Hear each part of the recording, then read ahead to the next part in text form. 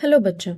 So let's see the question given here. So the question here says, which action of digestive enzyme is or are correct regarding a site of action, substrate and the end product?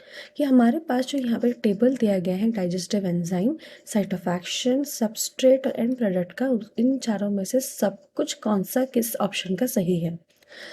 तो अगर हम यहाँ पे देखें तो पहले हम देखेंगे कि हमारे पास इस क्वेश्चन का की कॉन्सेप्ट क्या होना चाहिए।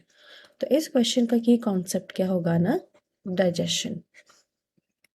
डाइजेशन और उसका site, digestion and site of it.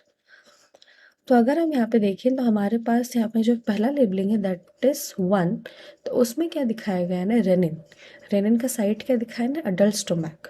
तो अगर हम देखें तो रेनिन जो होता है, वो जो एंजाइम होता है, ये हमको किस में देखने को मिलता है ना, इन्फेंट्स में देखने को मिलता है, ना ही अडल्ट स्टोमैक में। और उसका सबस्ट्रेट क्या दिया है, स्टार्च।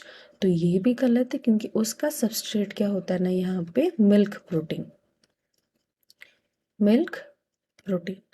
लेकिन वहीं अगर हम इसको रिवर्स करके देखें तो अडल्ट स्टोमैक में स्टार्च और माल्टोस, तो ये जो स्टार्च माल्टोस में कन्वर्ट होता है, वो कैसे कन्वर्ट कर होता है, by the action of pancreatic amylase.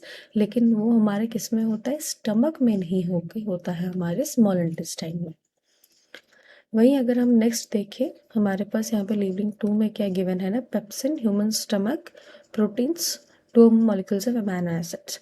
तो अगर हम देखें, पेप्सिन तो ऐड करता है प्रोटीन्स पे, लेकिन उसका साइट ह्यूमन स्टमक नहीं होता है, उसका साइट क्या होता है यहाँ पे, स्मॉल इंटेस्टाइन। और इस प्रोटीन्स के आने के बाद 2 और more molecules of amino acid directly नहीं आ जाते। पेप्सिन प्रोटीन्स पे ऐड करने के बाद पहले आता है प्रोटियोसिस, प्रोटियोसिस प्लस पेप्टोन्स। फिर हमारे पास यहाँ पे थर्ड में क्या गिवन है ना, थर्ड में गिवन है nucleus, small intestine, nucleosides, nucleosides and inorganic phosphate. तो न्यूक्लियस जो होता है स्मॉल इंटेस्टाइन में ही ऐड करता है, लेकिन वो एक्ट किस पे करता है ना, हमारे न्यूक्लियोटाइड पे। और न्यूक्लियोटाइड पे एक्ट करने के बाद वो न्यूक्लियोसाइड और इनऑर्गेनिक फॉस्फेट बनाता है। और फिर हमारे पास लास्ट में ये फोर्थ वाले में क्या गिवन है ना, enterokinase, small intestine, trypsinogen, trypsin.